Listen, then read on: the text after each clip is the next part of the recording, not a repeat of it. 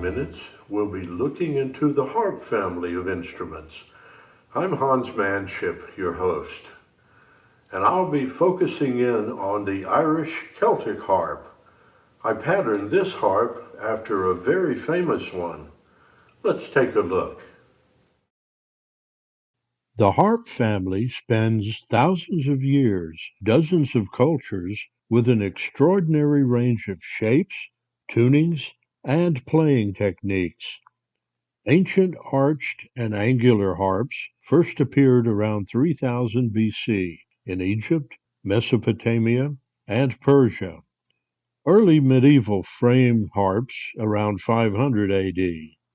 The High Medieval to Renaissance period, including Gothic, Chromatic, and Celtic harps, entered around 1100.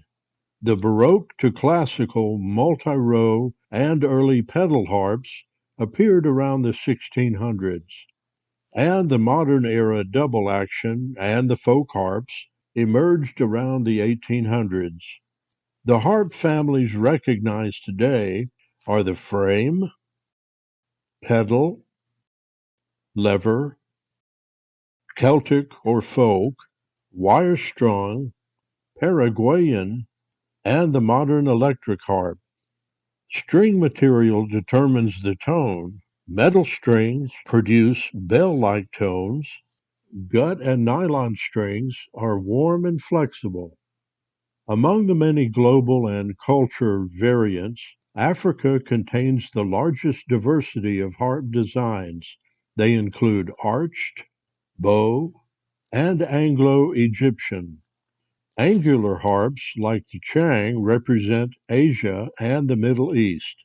Slender Gothic and three-row triple harps were developed in Europe, and the Mexican jarocho, Andean, and folk harps come from the Americas.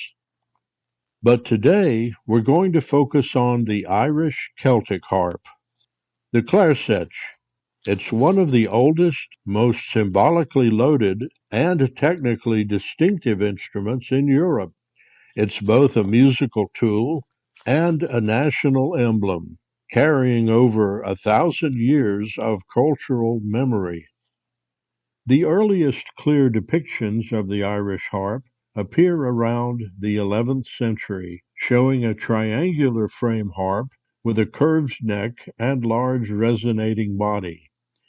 By the Middle Ages, the harp was the instrument of the Gaelic nobility, played by musicians who trained for years to master its demanding technique. By the 17th and 18th centuries, Gaelic aristocracy had collapsed. Only a handful of master harpers remained by the late 1700s. But the harp survived political suppression and cultural upheaval, becoming a symbol of Irish identity. The 19th and 20th centuries saw a rebirth. The Gaelic revival embraced the harp as a cultural icon. Today, both wire-strung and nylon gut-strung lever harps flourish in Ireland and globally. The Queen Mary harp is one of the three oldest surviving Gaelic harps and arguably the most visually elaborate. It stands at the center of Scottish and Irish harp history, both for its craftsmanship and for the mythology that grew around it. It's the best preserved and smallest of the three surviving Gaelic harps, and it's the harp I modeled and built mine after. It was reportedly presented in 1563 by Mary, Queen of Scots, to the harper Beatrix Garden.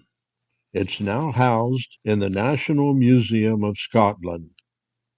Finally, the Celtic harp was used as the emblem of Ireland's newfound independence in 1922 to represent the Irish Free State.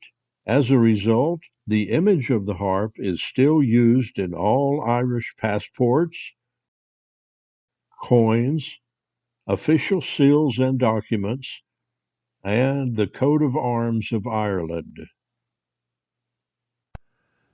The Irish Celtic harp, a symbol of musical culture that dates back centuries. I hope you've enjoyed this episode of Musical Minutes and will join me again next time. And until then, may God richly bless you as you pursue his creation of music and the instruments mankind has created for enjoyment. Let me play us out now.